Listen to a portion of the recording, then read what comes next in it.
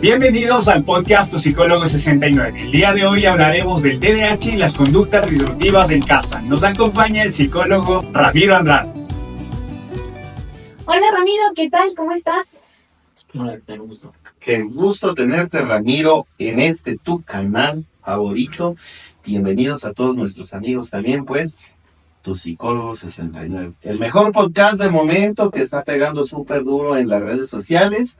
Y bueno, aquí estamos, pues, con Ramiro, ¿no? Nuestro invitado del día de hoy, que nos va a hablar, Midaya, nos va a hablar sobre un tema muy importante. Muy ¿Qué te importante, parece? sí. ¿Cuál es el tema, Midaya? El tema es el TDAH. Qué chévere, el TDAH, bueno, especialista en el tema. Premio, pues, para iniciar ya con esta dinámica tan bonita que es el saber a profundidad de qué se trata el tema. ¿Qué más podemos nosotros, como padres de familia, como profesores tal vez, como sociedad en general, saber y sacarle provecho a este tema, ¿no? Previo a eso, coméntanos, Ramiro, tu vida profesional, cómo es, a qué te dedicas, qué haces, cuáles son tus títulos, digámoslo así, ¿no? Que te hacen lo que eres especialista en el derecho. Bueno, antes de todo, agradecerles su invitación a Tu Psicólogo 69 Podcast. Para mí es un honor y un gusto estar con ustedes y contigo más, que hemos sido compañeros de universidad y vernos a los tiempos. Sí, por supuesto. Interesante. Bien, soy psicólogo educativo, graduado de la Universidad Central del Ecuador. También tengo un diplomado en trastornos del neurodesarrollo, específicamente en autismo y TDAH, de la Universidad de Otavalo. También soy especialista en programación neurolingüística y empoderamiento personal. Otra de las especialidades que tengo soy especialista en corporación futuro, en lo que es TDAH, autismo. TDAH fue avalado por la Universidad de Esmeraldas. Entonces, es eso de los pocos títulos. ¡Qué genial, qué genial! Entonces, Ramiro, coméntanos, ¿qué es el TDAH y cuáles son sus principales características? Bien, el TDAH, primero hay que entender que es una condición, ¿no? Que muchas personas, padres de familia, a veces hasta adolescentes, piensan que esto se va a quitar cuando el niño o el adolescente cumpla los 17 años. Cuando hablamos de una condición, quiere decir que es para toda la vida, ¿sí? ¿Qué suele pasar con muchas personas que presentan el TDAH? No suelen presentar muchas de las veces los signos o los síntomas necesarios. ¿A qué voy con esto, no? Que al entender qué es el TDAH, tenemos que aquí separarle. Primero, que es el inatento, tenemos el hiperactivo, el hiperkinésico y tenemos en sí el mixto. ¿Cuál es en este caso el inatento? El inatento hace referencia a aquellos niños que tienen dificultades, o adultos también, ¿no? Que tienen dificultades para poder concentrarse, ¿ya? Cualquier foco de atención les llama, puede ser un sonido, por ejemplo, escucho un bus, escucho la radio, estoy en clases, pasó algo, cojo si el niño y me levanto y empiezo a ver qué es lo que está pasando. Estas son características de una persona con TDAH. Exactamente. Podríamos decir, tomando en consideración la pregunta de muchas personas que se pueden estar haciendo esto, concretamente, ¿cuáles son las sintomatologías o cómo lograr identificar que mi hijo tiene TDAH? ¿Y a qué edad podemos decir sí, tiene TDAH? Sí, ya. Los manuales diagnósticos nos mencionan que, bueno, actualmente los nuevos, ¿no? DSM-5 y CIE-11 nos manifiestan que a partir ya de edad, desde los 3 años, podemos nosotros diagnosticar un posible TDAH. Ya. ¿Cuál es la desventaja de esto? Que el niño primero todavía no está no ha socializado con compañeros, todavía no ha aprendido a hablar correctamente o a leer. Y esto ya va generando algunas dificultades de neurodesarrollo. Entonces, es primordial que este diagnóstico se realice a la edad de los 6 años. 7 años, donde ya vemos que el niño ya empezó a presentar posibles problemas del aprendizaje, empezó a presentar problemas en la atención, inquietud motora, impulsividad, ¿sí? Entonces, con cualquier cosa se desconcentra. Pero ojo, no quiere decir que solamente el profe de la escuela me está diciendo que es inquieto y el niño tiene TDAH. O la otra, ¿no? El que te mencionan en que el niño pasa en el patio, juega fútbol, pero yo no veo que se cansa. Entonces, ¿qué es lo que tenemos que tomar en cuenta en esto? Es que el proceso, cuando tú vas a valorar, tiene que ser en todos los contextos las mismas conductas, los mismos comportamientos. Sea en casa, sea en la institución educativa, como también, digamos, le saco al parque o al centro comercial, pero siempre tienen que presentar las mismas conductas. Justamente me estabas comentando acerca, entonces la gente quisiera saber qué criterios, cómo se diagnostica, qué criterios se necesitan para saber que el niño presenta TDAH. Ujú. ¿Y quién diagnostica? Exacto, ¿y quién diagnostica? Ya. Primordial, cualquier psicólogo lo podría realizar, ¿sí? Puede valorar. Pero ahora, ¿cuál es la desventaja de esto? Que no todos los psicólogos están especializados, ¿sí? Entonces, para eso también necesitas una especialización. Debemos tomar en cuenta que son 9 rasgos que lo toman los manuales diagnósticos. Entre estos, por ejemplo, la impulsividad. Tenemos entre estos también la inquietud motora, la frustración. Tenemos dificultades para poder entablar relaciones sociales, ¿sí? Porque muchos de estos niños prefieren estar solos. O, y en el otro lado, el niño impulsivo que va y golpea a los compañeros, ¿ya? No puede enfocarse y tiene, en este caso, una atención dispersa, que estoy en todos lados y no puedo concentrarme, ¿ya? Cuando hablábamos hace un momento de inquietud motora, en el hecho que estoy aquí sentado y tengo que levantarme y no puedo permanecer quieto. Digamos que yo soy el niño que presenta TDAH o el adolescente que presenta TDAH. Estoy en esto, ¿no? ¿Ya? Y me dicen, por favor, quieto. Empiezo a mover los pies. No puedo permanecer quieto. Entonces, estoy aquí, que me doy la vuelta acá. Me pasan llaves. Que no me hallo, ¿sí? No me hallo, ¿ya? El enfocarse. Entonces, a muchas personas, hace un momento yo justamente escuchaba a alguien que decía, a mí me suele pasar, ¿no? Que intento enfocarme, pero para mí tiene que ser ahí, me enfoco acá, pero me pueden estar llamando por este lado, yo no puedo. ¿Ya? Y eso también le pasa a un niño con TDAH. No puede prestar atención, desenfoca, ¿sí? Entonces, estas son algunas de las características que vamos viendo. Qué chévere. O sea, son cosas tan importantes, ¿no? El saber cuáles son las características así que tiene un niño y cómo identificarlas. Ahorita pues se estarán preguntando si mi hijo tiene TDAH o no tiene TDAH. Es momento tal vez de recurrir a un profesional especializado y buscar ese diagnóstico. ¿Por qué? Porque muchas veces presumimos, mi hijo es hiperactivo, dicen.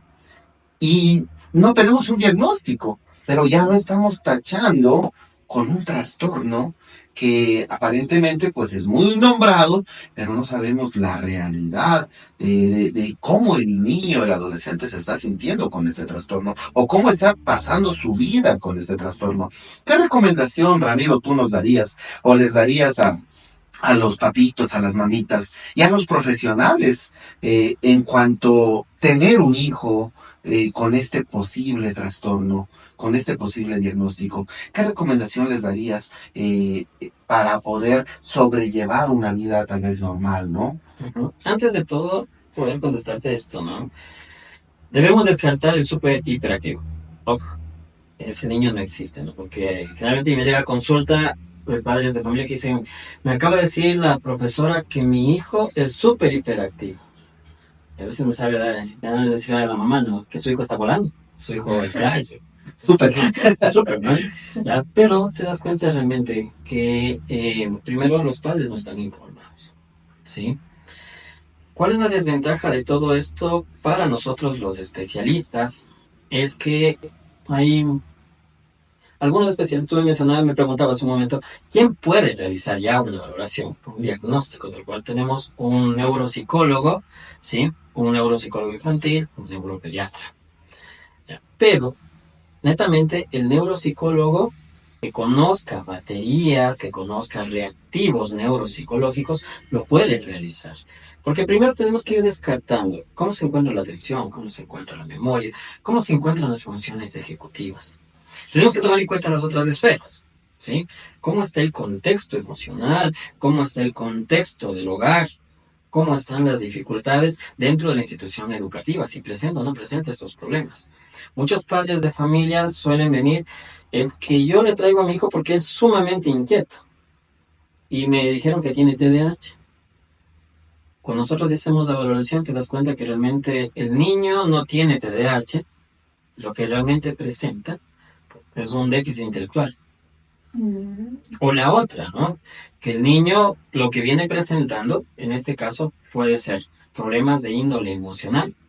Entonces, tengo la necesidad de llamar la atención en casa, no me prestan la atención que yo necesito, ni mi padre ni mi madre, y en la institución educativa empujo, pego a mis compañeros. O me indico, o el otro lado. ¿Sí? Entonces, estas son algunas situaciones que nosotros como especialistas vemos. Ahora, como papás, ¿qué debemos hacer?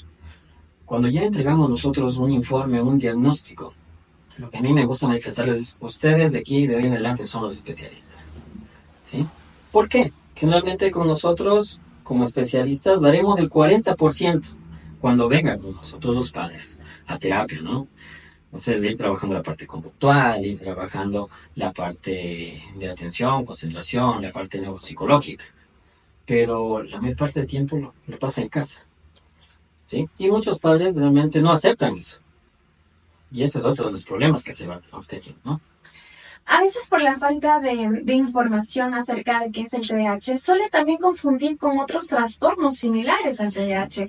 Por ejemplo, ¿cuáles son esas características o qué es eso que le hace diferente al TDAH de otros trastornos?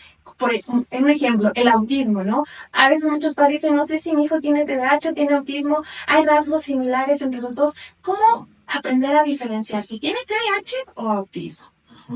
Bien, ¿qué suele pasar? Generalmente, como les mencionaba, tenemos varios trastornos de neurodesarrollo, pero es importante tomar en cuenta que el TDAH se va a presentar siempre y cuando el coeficiente intelectual esté dentro de la norma. ¿Qué quiere decir la norma? De 80 hacia arriba. ¿Ya? Lo mismo pasa con los problemas del aprendizaje, de 80 hacia arriba. Recordemos que luego tenemos inteligencia limítrofe, de 79 hacia abajo, hasta 70, inteligencia leve, de 69 a 50, inteligencia moderada, de 49 a 30, ¿no? Que es ya donde vamos a ir presentando ya mayores dificultades. ¿Qué pasa si el TDAH se presenta como ya un diagnóstico? Si el coeficiente intelectual estamos de 81 hacia arriba, tenemos un TDAH, podemos diagnosticarlo como TDAH. Pero si está hacia abajo, ¿sí? Los niños o los adolescentes que presentan una inteligencia limítrofe van a venir acompañados con esas características. Déficit de atención, problemas para concentrarse, problemas del aprendizaje, inquietud motora, impulsividad, todo lo habido y por haber. Tú me preguntabas, Daya, sobre el autismo, ¿qué suele pasar si son iguales o no son iguales? Entonces, aquí sí hay ciertas similitudes, por eso es que tiene que ser bastante profunda la evaluación. ¿Sí? Muchos dicen, es que yo fui a una sesión con el psicólogo y ya me dijo que tiene TDAH. Y realmente no es esto, ¿no? A veces nos demoramos entre 5 o 6, dependiendo la edad, 7 sesiones, 8 sesiones, dependiendo la edad, para poder nosotros descartar esto. Y empezamos desde la historia clínica. Porque la historia clínica nos va a decir cómo fue el nacimiento del niño, si presentó dificultades, cómo fue el contexto. Su desarrollo. Entonces, ahora, ¿cuáles son las situaciones que se van presentando? Es que los niños con autismo no escuchan, ¿sí? Hay una prueba que se llama A2, en la que tú tienes que jugar con el niño junto con los padres y tienes que llamarle, ¿no? 1, 2, 3, mientras estás jugando con el papá. Y dice, Ramiro, pasó un tiempito y otro, Ramiro, y pasó otra vez, Ramiro. Más de 5 veces no responde, no te regresa a ver. Entonces, lo mismo suele pasar a veces con los niños que están con TDAH, pero es porque se enfocaron en algo. Entonces estoy enfocado en esto y no presto atención. Inquietud motora, impulsividad también llegan a presentar estos niños, ¿sí? A la larga, ¿qué suele pasar? Es que también hay niños que presentan autismo, un coeficiente intelectual está en la norma y son pocos, ojo, ¿no? Son pocos los niños porque vemos en la televisión que nos dicen, es que mi hijo tiene autismo y no sé si han visto El Buen Doctor. En El Buen Doctor ves que el niño tenía autismo y que es súper inteligente y te dan la idea de que todas las personas con autismo son súper inteligentes. Superdotadas. Exactamente. Ya, pero realmente no es esto, ¿no? Generalmente vienen con un hiperfoco y son hasta el 5% de 100 nacimientos los que van presentando una superdotación. Ujú. Mi estimado Ramiro, eh, la hiperactividad, el trastorno, ¿no? De hiperactividad con déficit de atención, ¿puede separarse? ¿Puede haber el TDAH sin hiperactividad? Ujú. ¿O puede haber el TDAH sin déficit de atención? Ujú. Justamente lo que te explicaba, ¿no? Es F90, estamos hablando en este caso, que es el código que nos da el CIE-10, ¿sí? El manual. Este nos va a venir separado. Puede decir, viene el niño es inatento. ¿Ya? Entonces yo estoy ahorita aquí con ustedes hablando y de pronto me quedé loco. ¿Qué? Y ya, se me fue. ¿Ya? O la otra. Digamos que tú eres mi alumno. Eres el niño inquieto, que se mueve, que está de un lado al otro, que se levanta. Y yo digo, Stalin, ya pues, mijo, tenga la bondad, siéntate. ¿Ya? ¿Qué fue lo último que te dije? ¿Qué me siento? Ujú. Y lo último que dije en la clase, si recuerdas, No recuerdo. ya. Ojo, pero estamos hablando ahorita ya solo del hiperactivo. Claro. Si el hiperactivo en este caso te va a contestar y te va a decir, no, yo sí recuerdo. Sí, de lo. Ujú. Entonces este niño, ahí tú ves que el niño donde tiene mayores dificultades es la hiperquinesia o la hiperactividad, más no en la atención. ¿Sí? Entonces, cuando ya pones el diagnóstico trastorno por déficit de atención, que viene con la carga. Puede ser el inatento o puede ser hiperactivo. Pero ahí viene el cóctel de frutas después, ¿no? Cuando viene todo esto se unen, viene con problemas de atención, concentración, impulsividad y conductas reforzadas por nosotros los padres de familia. ¿Sí? Si el niño se portaba malcriado, yo le llevaba a algún lugar sabiendo que era inquieto, y yo para que esté tranquilo, le premiaba. Toma, te doy tu caramelo, te doy tu dulce. ¿Ya? Sigo reforzando esas conductas. Entonces, sí, puede venir. Y también viene por gravedad, ¿no? Grado 1, grado 2, grado 3. Entonces, Tiene niveles. tiene niveles. Ujú. Entonces, eso también tenemos que tenerlo bastante claro. Ramiro, coméntanos un poquito, ¿cuáles son los tratamientos comunes que se suele utilizar para personas o niños que tienen el TDAH? Bien. Primero, podemos decir que se puede trabajar la parte conductual o la escuela para padres. ¿Sí? Y justamente de ahí cuando empezamos estábamos conversando sobre este tema, ¿no? En que cuando tú ya le entregas a los padres de familia el informe, tú les dices, vamos a empezar trabajando con los padres. Lo primero que hacen es, ya no vuelven, ¿sí? Porque realmente aquí también hay algo que debemos empezar a trabajar, es la aceptación. ¿Sí? ¿Cómo estoy yo como papá si realmente estoy aceptando que mi hijo tiene esta dificultad? Y yo, personalmente y profesionalmente, todavía yo no me acostumbro a dar malas noticias, porque de alguna manera es de esta manera, ¿no? Es decir, el niño tiene un déficit intelectual, el niño tiene un TDAH, el niño tiene autismo. Entonces no es tan así, porque tienes que irle preparando al padre de familia. Y a veces empezamos desde la historia clínica. Desde la historia clínica empiezo a prepararle al padre para que, viendo cuáles son las dificultades que está presentando, por ejemplo, le voy diciendo, mire, vamos a aplicar un reactivo que se llama Neuropsy, que es justamente para atención y concentración. Y este nos permitirá saber si es que existen dificultades en la atención. Por eso cuando vienen al motivo de consulta es súper interesante cuando vienen los niños, ¿no? Porque tú puedes ver si el niño es inquieto, si es tranquilo, si es que el niño no hace caso a los padres. A veces tienes que dar yo, por ejemplo, lo que suelo hacer, ¿no? Me dicen, es que mi hijo es súper inquieto. Entonces vengo trayendo unos Legos, un carrito de Legos que tengo. Les cojo y les digo, a ver, les digo, ¿cuánto les voy a prestar? Les digo a los niños, les doy 5 minutitos. 5 minutos. Pero ustedes van a permanecer quietos, callados, sin hablar, sin decir absolutamente nada. ¿Sí? Cojo, les pongo ahí ¿ya? Empieza el temporizador, pero a ellos, tú les quitas el temporizador, dicen, no, porque yo no escucho nada, pero entonces empieza, ¿no? Cuando ya terminan los 5 minutos, ves que realmente el niño no tiene un posible TDAH o realmente no tiene las dificultades que describen en la escuela, ¿sí? Porque muchos vienen en que en la escuela el niño es inquieto, que es un majadero, que no hace caso, etcétera. Entonces tienes que ir viendo realmente dónde están presentando esas dificultades desde el motivo de consulta. Pero sí he tenido casos, ¿no? Que le digo, te voy a dar el carrito y empieza. Ya, lo perdí. Entonces, ahí sí ya me veo en buscar otras alternativas para poder ver si es que realmente el niño puede concentrarse. Aquí es algo importante. Quisiera saber qué papel juega en la medicación, aquí en el tratamiento del TDAH, y cómo se decide si es necesaria. Ujú. Tuvimos en cuenta algo importante. Eh, Actualmente el mundo va cambiando, ¿sí? A partir de los años 67 en adelante se empezó a hablar del TDAH, pero lamentablemente en Latinoamérica tenemos una de las dificultades en que no vamos al psicólogo hasta cuando ya realmente estamos mal, ¿ya? Entonces ya lo necesitas. Claro, ese es un paradigma que todavía se tiene en la sociedad, que será en otro momento de comentarlo, hablarlo, ¿no? El psicólogo, ¿cómo lo ve la sociedad? Porque aquí los papitos ven al niño con TDAH, no tienen conocimiento de que tiene TDAH, no lo han hecho evaluar y es el niño malcriado, es el niño majadero, tiene malas conductas, que nunca se queda quieto y lastimosamente la sociedad, eh, vamos a ser un poco crudos en esto, ¿no?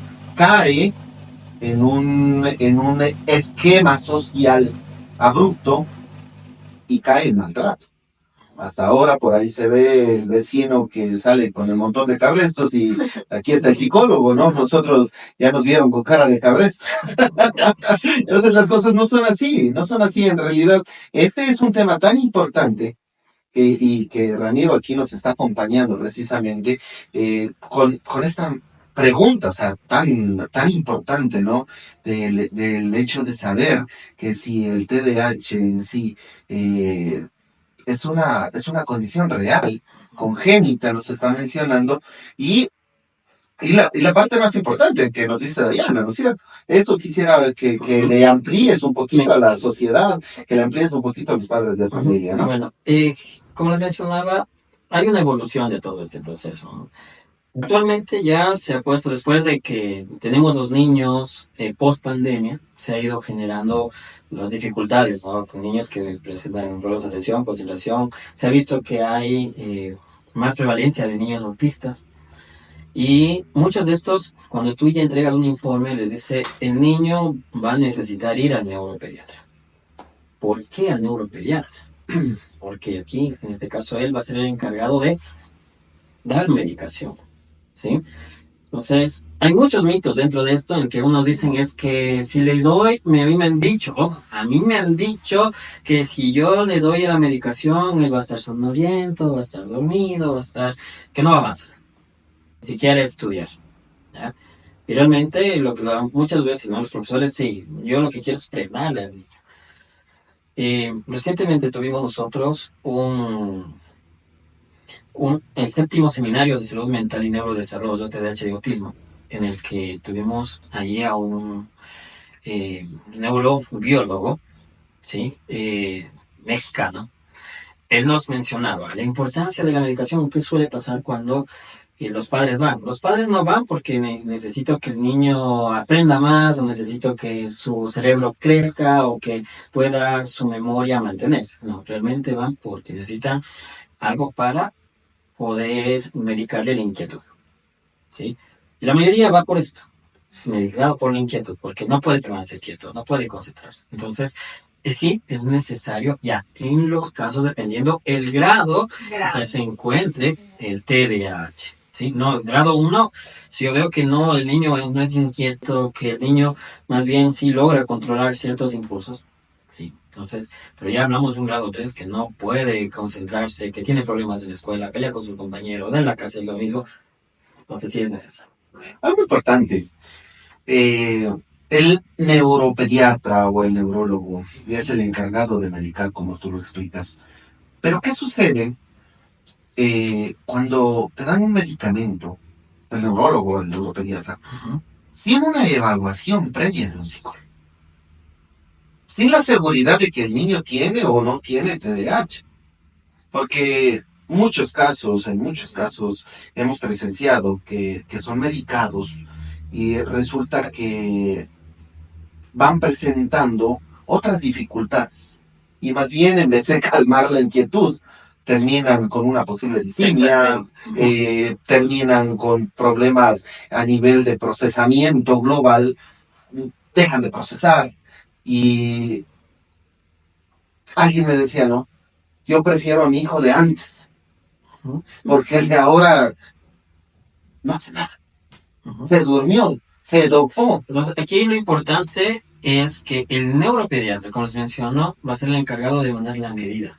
Entonces, él te dirá si son 100 gramos, 50 gramos, si tengo que inyectar, cuánto lo voy a hacer. Pero previo a eso con un diagnóstico. Previo a esto, con un diagnóstico. Ya, ¿qué pasa con el profesional que medica sin un diagnóstico? Lamentablemente existe. Hay.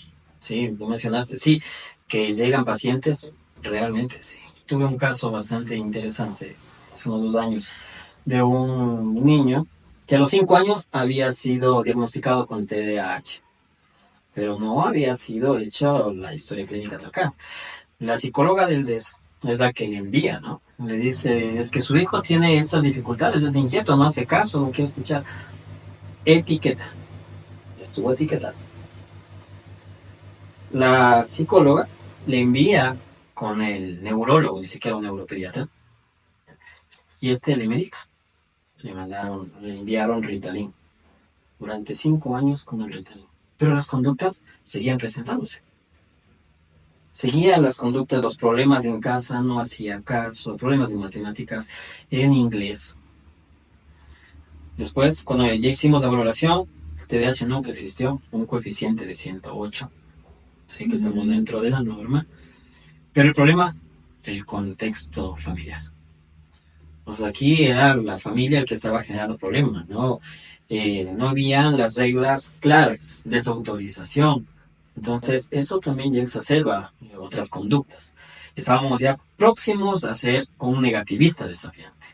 Entonces, tuvimos que trabajar en el proceso de educar o reeducar a los padres de familia. Claro, por eso es importante tener un diagnóstico. Y por eso es importante también investigar, indagar tanto el ámbito familiar, el ámbito escolar y el ámbito personal, ¿verdad? Por supuesto. Esas son las esferas que se necesita en la historia de Exactamente. Claro, sí. Espero hayamos respondido a esta pregunta, ¿no? De los papitos que muchas personas nos han hecho en relación al diagnóstico preciso con un niño con TDAH. Ahora, pregunto, ¿solo niños con TDAH o niñas también? Porque en el medio social, si, claro, nos ponemos a analizar un poquito a nivel escolar, siempre es el niño con TDAH. ¿Por qué no la niña? Ya, vamos a esto, existe mayor prevalencia en varones que en mujeres, 4 al 12%. Eso es lo que nos mencionan, ¿no? Las investigaciones. Entonces, son poco el porcentaje de niñas que tienen con TDAH, pero aquí viene también algo interesante, ¿no? Ellos utilizan lo mismo que pasa en una persona de grado 1 o un Asperger en autismo, que suelen utilizar las mujeres, algo que se llama masking. ¿Sí? Lo mismo pasa en las mujeres que presentan TDAH. ¿Sí? ¿Qué quiero decir con esto? Es como que me pongo una máscara en la que yo tengo que comportarme tal como se comportan los otros.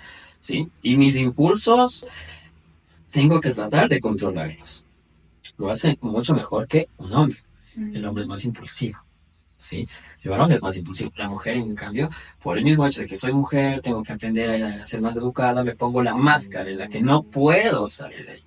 Entonces tengo que tratar de ser tal como los demás, o igual que mis compañeras. Entonces eso también es porque no se observa mucho porcentaje de diagnósticos en mujeres, mucho más en varones. Wow. Y de qué forma el TDAH puede afectar tanto en la vida escolar, académica y social de la persona? Tomemos en cuenta algo importante, ¿no? Yo decía, siempre el contexto familiar va a ser la base. Siempre. Base, siempre. Siempre va a ser la base porque nos va a permitir a nosotros, de alguna manera, saber cuáles son las conductas, cuáles son las normas, reglas, límites que yo voy poniendo en casa. ¿Ya? Pero si mi hijo ya se porta así en casa, en la escuela va a pasar lo mismo. ¿Sí?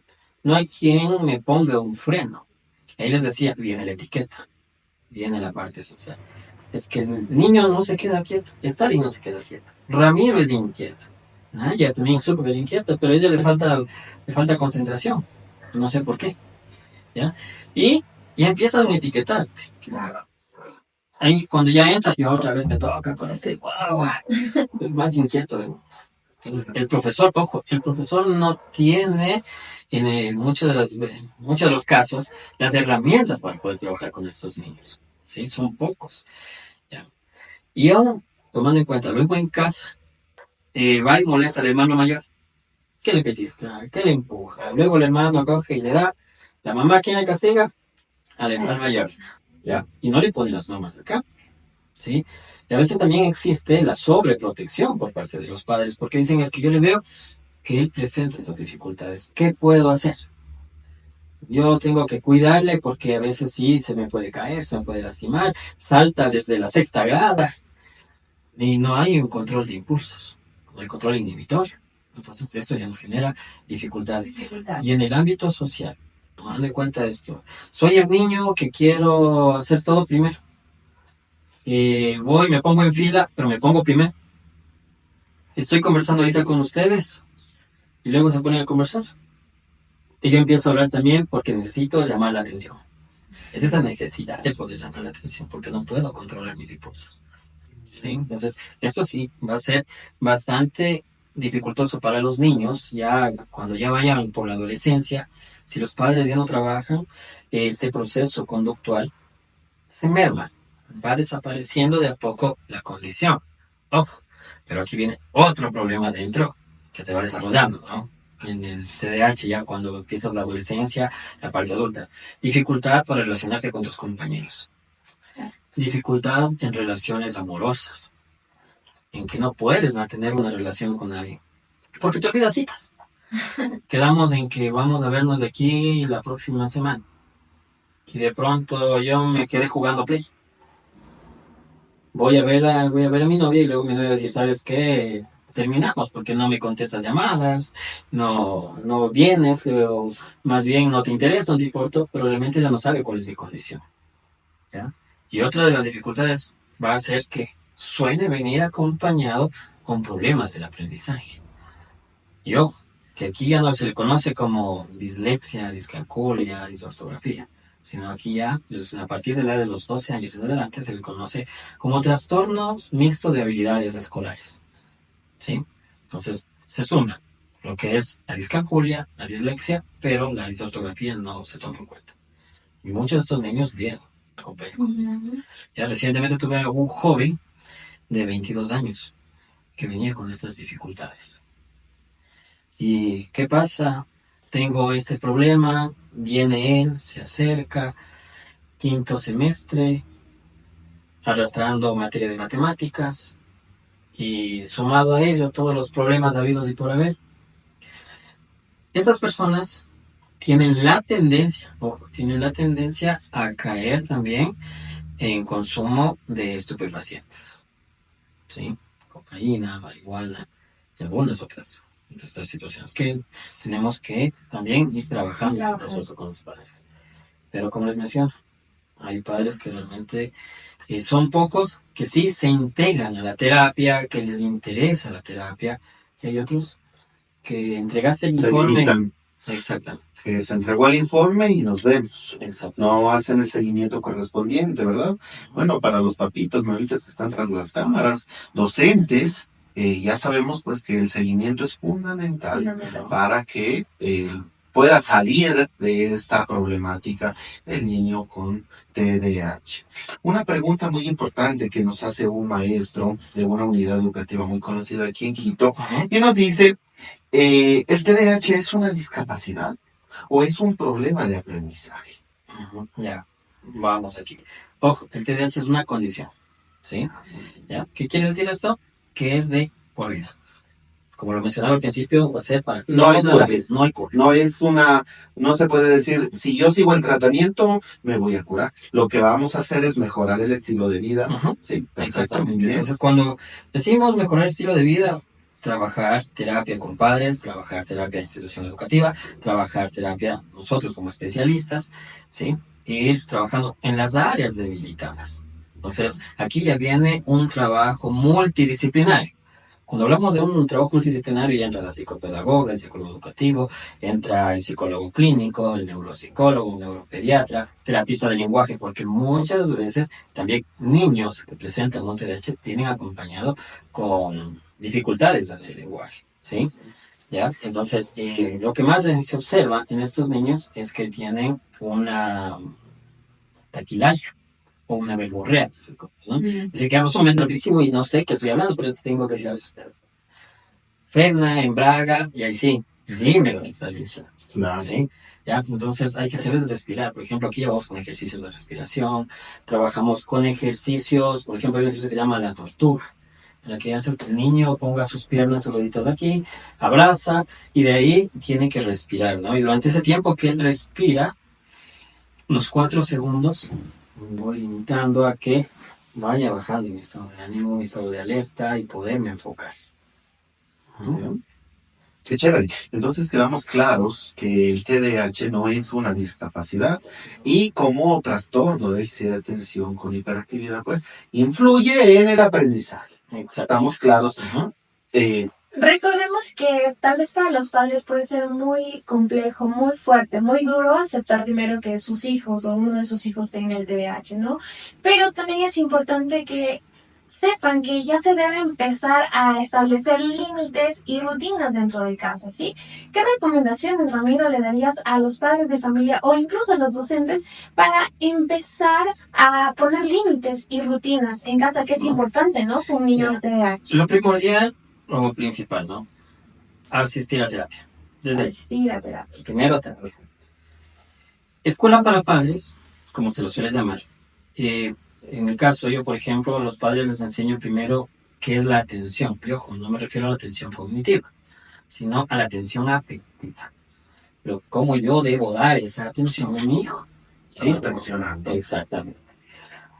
La otra se conoce como el poder. Reconocer quién tiene el poder en casa. Si mi hijo o lo tengo yo. La otra, la revancha. Aquí es cuando tú le dices a tu hijo, le limitas, o a tu hija le limitas, le dices, no arreglaste tu cuarto, hoy día no hay celular y no hay televisión, o 2 días no hay internet. Entonces, eres mala, no te quiero, mal papá, te odio, etc. Y a veces aquí, digo, ¿no? ¿Quién es el adulto? Porque he visto padres que empiezan y se ponen igual. Peleas con el niño, o sea, el adolescente, y pelean.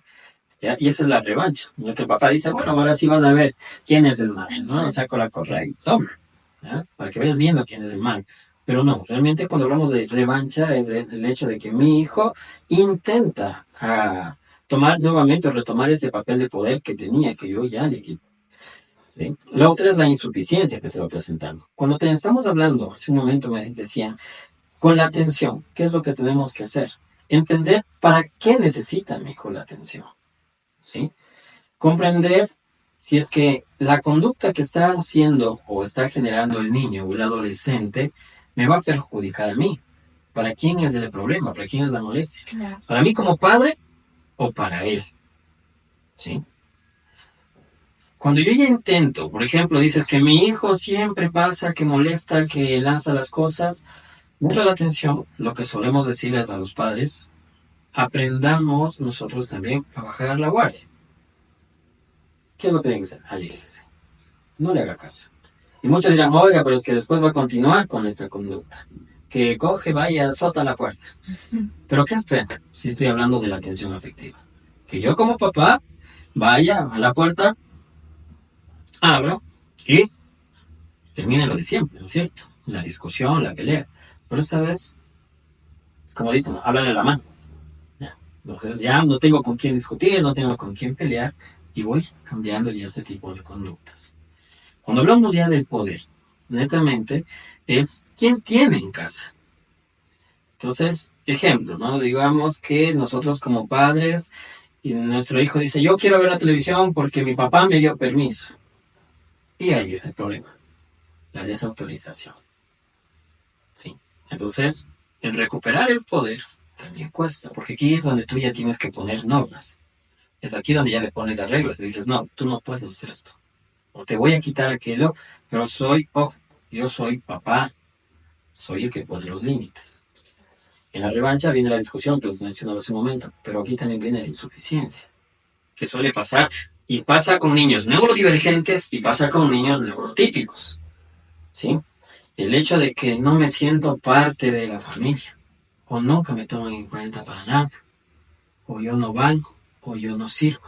Entonces, es primordial trabajar en eso también, porque las personas que presentan un TDAH van a tener dificultades en la autoconfianza, en la autoestima, en el autoconcepto, ¿sí? Entonces, emocionalmente también se hacen pedazos. Claro, o sea, esto no es únicamente que influye en lo neurocognitivo o en lo social, sino también a nivel emocional, personal del niño, ¿no? Ahora, Ramiro, yo quisiera saber algo muy importante y que me tiene sonando desde que iniciamos con la conversación. Hablamos como problemática, son cuestiones negativas hasta cierto punto. Ahora, detrás de todo este panorama negativo que se puede evidenciar, ¿hay algo positivo en los niños con TDAH? ¿Tienen tal vez habilidades, destrezas, otro tipo de capacidades diferentes? Ya, ahora, como mencionábamos, retomo, diagnóstico importante siempre. Porque en base al diagnóstico tú vas a saber cuáles son gustos también del niño o del adolescente, cuáles son las capacidades, las aptitudes y las actitudes que tiene, ¿no? El hiperfoco, por ejemplo. Muchos me dirán, oye, pero usted está hablando de déficit de atención y usted me habla de un hiperfoco. El hiperfoco hace referencia a personas o niños o adolescentes que tienen la tendencia a poder establecerse en algo, que muchas de las veces pueden hacerse hasta especialistas. Pero llega un momento en que ya te aburres y ahí queda, ¿sí? Entonces, por más que nosotros queremos decir, sí, hay cosas positivas que podemos aprovechar los tiempos, ¿no? Entonces, suelen hacer las cosas más rápido que otras personas. Pero cuando realmente algo que le gusta, algo que les llama la atención. Entonces, uno tiene que empezar a limitar y saber qué cosas puedo empezar a trabajar con un niño. Por ejemplo, si tengo un niño que tiene TDAH y le encanta dibujar, entonces digo a los papás, miren, yo veo que esto es lo que al niño le gusta, vamos a meterlo en una escuela para dibujo. O por ejemplo, aprovechando los GAT, que hay vacacionales, tenemos escuela para dibujo, mandamos el GAT para la escuela para dibujo. Trabajando sus fortalezas. Trabajando fortalezas. Hay niños que, por ejemplo, dicen que yo nunca me canso. Vamos, taekwondo, fútbol. Taekwondo, aprendo control inhibitorio. Aprendo control de impulsos. ¿Y la alimentación también es importante? Sí, netamente tenemos en cuenta, ¿no? Que generalmente tú después de que corres, ¿qué te mandan a comer? Plátano, dulce, de agua, ¿no? Estamos hablando de potasio. Exacto. Ya. Para no meterme en la parte neuropsicológica tal cual dentro de este proceso, a un niño cuando tiene hiperactividad, tenemos en cuenta que ¿qué necesitan nuestras células? Energía. ¿Ya? Si yo soy ese niño que queda encerrado, aparte que soy inquieto, no comparto, no tengo cómo sacar esta energía. Mientras, y yo he visto, ¿no? Tengo casos de TDAH que les encanta el plátano, que les encantan las uvas, que les encanta el chocolate, ¿sí? Entonces, tenemos que ir limitando.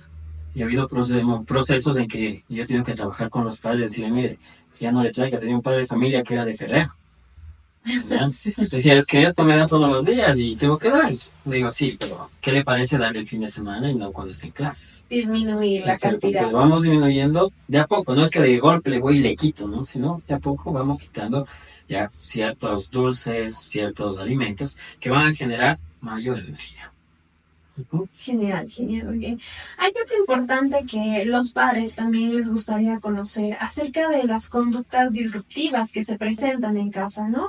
Primero, hablamos que ¿Qué son las conductas disruptivas, no? Y qué errores, por lo general, deberían evitar los padres de familia al momento de manejar estas conductas. ¿Y cómo se presentan en los niños? Claro, cómo se presentan también. Ya, para lograr entender qué son las conductas disruptivas, pongámoslo algo así fácil. El mal comportamiento. Conductas acting out.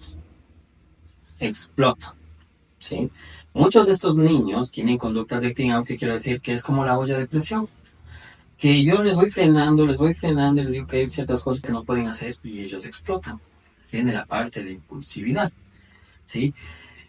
Al hablar ya de unas conductas disruptivas en casa o mal comportamiento, el hecho de que el niño no hace caso, no tiene hábitos, responde a los padres, ensucia, no tiene buenos hábitos. Y ojo, ¿no? Porque aquí también es importante tomar en cuenta en que hay niños que presentan TDAH, no les gusta bañarse, no les gusta. Presentan esa dificultad en el rechazo hacia el agua. ¿Sí? Entonces tenemos que empezar a habituar el rechazo en la higiene personal. ¿Ya? Ahora también dentro de esto, para poder trabajar, se envía a los padres a hacer, por ejemplo, un horario, o trabajamos economía de fichas, ¿sí? En estas conductas disruptivas. Entonces muchos padres dicen, es que yo ya no aguanto, yo ya no soporto, porque mi hijo no me deja ni dormir, ¿sí? Y ojo, también aquí hay niños que presentan otro tipo de conductas, que es el miedo a la oscuridad, terror nocturno. Wow. Sí. Entonces, la mayoría de niños que yo tengo de TDAH presentan ese terror nocturno. ¿Pero esto de forma natural o en cuanto duermen tiende o hay una tendencia de, yo qué sé, tener pesadillas o algo así? Exactamente. Tienden a tener pesadillas. También se van presentando dificultades en que en algún momento ellos suelen tomar las cosas de manera también literal, ¿sí? Entonces, estoy viendo una película, tengo un huevo que dice, estaba viendo la película de Chucky, y ahora no puedo cerrar la puerta y tengo que tener los ojos perdidos.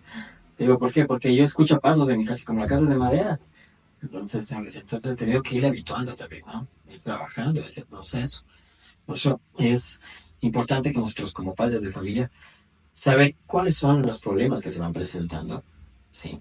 Si es que mi hijo presenta esta conducta en la que no hace caso a nadie, como padre, ¿qué debo hacer?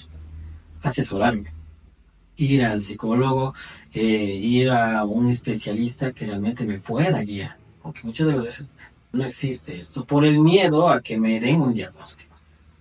Un niño ya diagnosticado con TDAH, déficit de atención con hiperactividad, Uh-huh. ¿siempre es hiperactivo? No, ¿En todo momento es hiperactivo? no. Como te mencionaba, tenemos ya el inatento, tenemos el que tiene déficit de hiperactividad y el otro que tiene la mezcla, Ya. el mix. Un mezclado, los Ya, dos. un mezcla siempre va a tener. Ya, siempre pero- va a estar hiperactivo con para un lado, con para el otro. Ujú. Siempre, eso ya va a ser parte de. Exacto. No va a llegar un momento en el que se canse. Cuando llega la adolescencia. Cuando llega la adolescencia. Exactamente. Como te decía, se exacerban, bajan. Estamos hablando de La que tolerancia. en la adultez prácticamente podría no desaparecer, pero estas características se disminuyen. Es decir, va evolucionando con los años el TDAH. ¿Sí? Cambia. Y yo como papá sé que en la adolescencia se va a disminuir el tema. ¿Para qué terapia? Ya. ¿Recuerdan que De les la niñez. mencioné el caso del joven de 22 años? Ujú. ¿Qué menciona él en la historia clínica? Yo necesito jugar fútbol para poder dormir. ¿Ya? Antes no tenía problemas de sueño. Llegó la adolescencia, empezaron las dificultades del sueño, problemas de poder dormir. Empiezan los problemas en que me olvido. A nosotros sí nos suele pasar, pero no quiere decir que tengamos TDAH, ¿no? A veces estás justo hablando por el celular y de pronto dices, ¿y ahora el celular ahí? ¿Y ahora dónde dejé? El celular está aquí, ¿no? O las llaves. O cuando buscamos algo y justo está Sí, en nuestro frente. Exactamente. ¿Ya? Pero en cambio, a estas personas les sucede siempre, les pasa A siempre. nosotros nos pasa, pero no hablemos. Exactamente. Ujú. Ya. Entonces, se puede decir que estamos dentro de la norma, que suelen pasarnos, pero estas personas es seguido, ¿no? Ya. ¿Qué pasa? No puedo dormir, Lo que antes yo presentaba como hiperactividad, que no podía permanecer quieto, ahora se cambió. Ahora son las dificultades del sueño. Entonces, ¿qué tengo que hacer? Jugar fútbol, practicar algún deporte, Ir al ir al gimnasio. gimnasio para bajar esos niveles de energía. Entonces él menciona, ¿no? Yo ya cuando regreso de jugar 2, 3 partidos, ya, Descanso. descanso. ¿Sí? Entonces, siempre va a estar presente la condición. Así los padres digan, es que ya veo que él ya no presenta. Pero cuando ya están en la universidad, observas o ves las dificultades. ¿Sí? Sí, es primordial que como padres de familia tengamos conocimiento, por lo menos cuáles serían los signos y síntomas que vamos a ir presentando. Algo importante ya para ir culminando, ¿no? Quisiera ¿qué recomendaciones o qué consejos les darías a las personas que tienen TDAH para elevar o mejorar su autoestima y confianza? Recordemos que eso influye bastante en esto, ¿no? En estos ámbitos. ¿Qué consejos les podría recomendar? Bueno, primero voy a empezar por papás, ¿no? Como padres de familia, acérquense, no tengan miedo para una evaluación. Recuerden que no es en una sesión que te van a decir tu hijo tiene este diagnóstico, sí, son varias sesiones. Para las personas que ya son adultas o son adolescentes que presenten este cuadro, lo primero que tenemos que hacer es empezar a indagar conmigo mismo. Es una de las mayores dificultades que tenemos, ¿no? Aceptarnos, ¿ya? Entonces, cuando yo empiezo a aceptar, empiezo a conocerme, veo cuáles son las dificultades que tengo, empiezo a controlarme. Pero también es importante que como niño o adolescente o adulto, si llego a persona adulta que ya se ve que yo tengo un TDAH, que pueda buscar ayuda multidisciplinaria, ¿sí? Primordial, en la que yo pueda saber desde dónde o cuáles son los ejes que yo tengo que trabajar. Porque esto me va a permitir a mí también poder desarrollar mejor mis actividades, sea en la parte escolar, estudiantil, sea en la parte laboral. O sea, para el tratamiento, un equipo multidisciplinario. Y para el diagnóstico, ¿por qué no? También un equipo multidisciplinario. Porque como decíamos en un inicio, pues el lanzar un medicamento sin tener el diagnóstico o un solo profesional que te diga, tiene TDAH tu hijo, no puede ser así. Y como recomendación sana, mi estimado Ramiro, al personal docente.